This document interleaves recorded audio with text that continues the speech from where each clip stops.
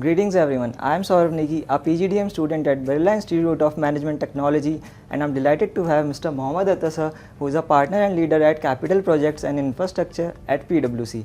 He has also been recognized as one of the 40 most influential, innovative and impactful leaders who are under the age of 40 by Economic Times. Sir, how are you? I'm doing well. How about you? I'm doing well. So my first question to you is, if you are an MBA student in 2025, how would you approach your learnings and career strategy to make the most out of the opportunities available in the market today? Sure. See, if I'm an MBA student or if I were an MBA student in 2025, what is now the new normal is a lot of uncertainty, right? Yes. So for example, the nature of jobs are changing in around the world. Earlier, we used to have one degree, and based on that one degree, one could survive an entire career. So if you look at our parents, they will have a bachelor's degree most likely, and they would have completed an entire career with one company. Now if you see where we are, people are continuously hopping from one company to another, and it is because of multiple reasons. In many cases, the industry starts struggling and they have to look at new options for them.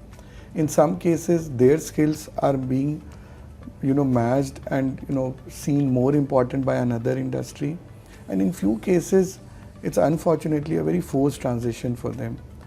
Now, in those cases of forced transition is where a lot of us need to start thinking whether the current curriculum with which I've started my career would be able to take care of my next 30 years.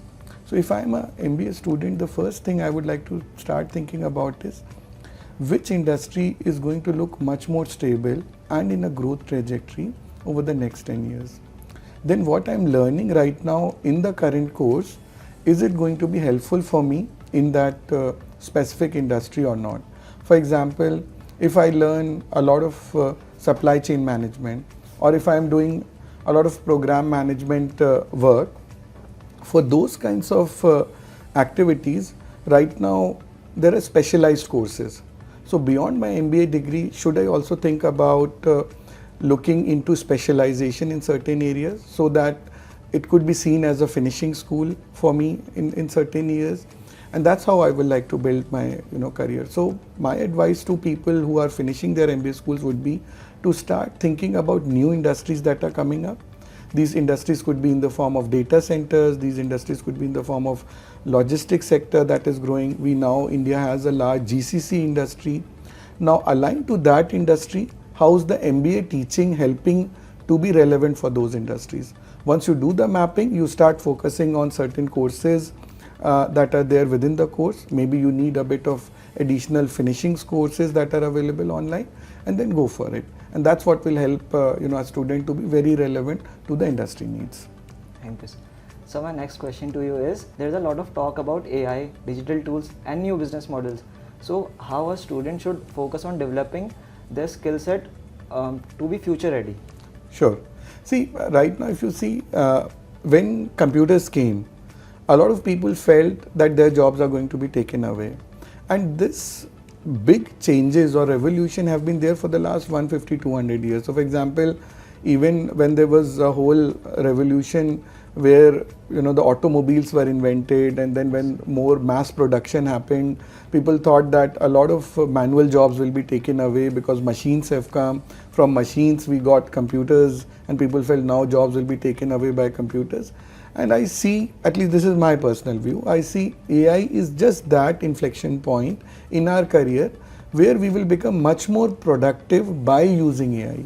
So AI is not going to replace a lot of humans. AI is going to replace a lot of activities which right now need a lot of manual work or manual labor. Let me make that much simpler for you.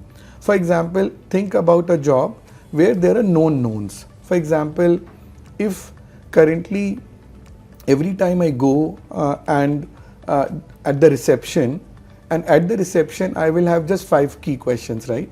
Of a hotel or a hospital or any educational campus. Somebody will ask me about from where I have come, what is the purpose, okay, this is the form you have to fill. So it's a very standard process.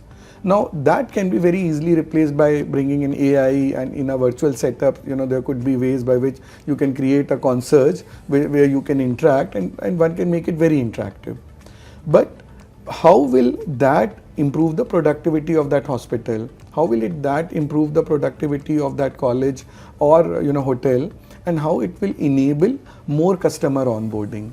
And that will start showing profitability on the hotels to say that as I'm using more AI in my various functions, it is helping me focus on aspects which are becoming much more critical for hotels to focus on or hospitals to focus on. For example, the customer care, the personalization of clients that are coming to them, and over there that human ingenuity will become more important. So the way I see, AI will emerge as one of the biggest tool or enabler for human productivity. People who will use AI more and more will become more efficient and will grow, and this will have a very strong impact on the growth of GDP. So for example, currently if one is making an assumption that I will be able to finish this job in 3 days, and because of that my company can grow to certain level with this percentage, by leveraging AI you will see companies will outpace, will outgrow, and as a result of which more economic growth will happen. And as more economic growth will happen, you will see there will be need for much more jobs that will come in.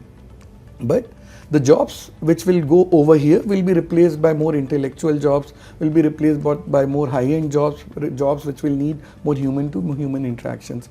So that's how we need to see the way the AI is coming. How well are we, getting involved in our own sectors, in the industries we want to work with, and say that how can I be a user of AI?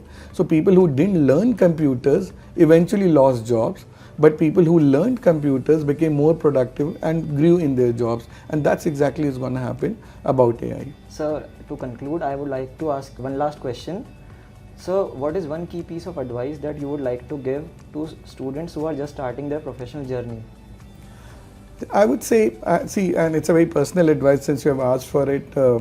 I would say, talent can take each one of us to certain level, and if you are talented, I'm sure success will come. But I have been a very strong believer that attitude and humility can take you much, much more further. And that's been central to all the people who have done extremely well over very long periods. So you would see, people who have been overnight success, people who got a lot of glory, but did they continue and maintain that glory becomes important. So your talent will help you scale peaks, you will reach the peak, but staying on the peak and finding the next big venture for another peak is where your attitude and humility will come in. So my request to all the young folks would be to, if they're doing well, remain level-headed, think about challenges that are going to come. The challenges could be very external focused, challenges could be internal focused, things they can control, things they cannot control. And in all this, what is fundamental is this human behavior. And if we have the right attitude and humility towards, the way things are coming to us, I think anybody can survive this. So that would be my recommendation. Thank you, sir, for your wonderful insights Such a and pleasure. advices. So I can't wait to apply these advices and insights in my career and professional life. Sure.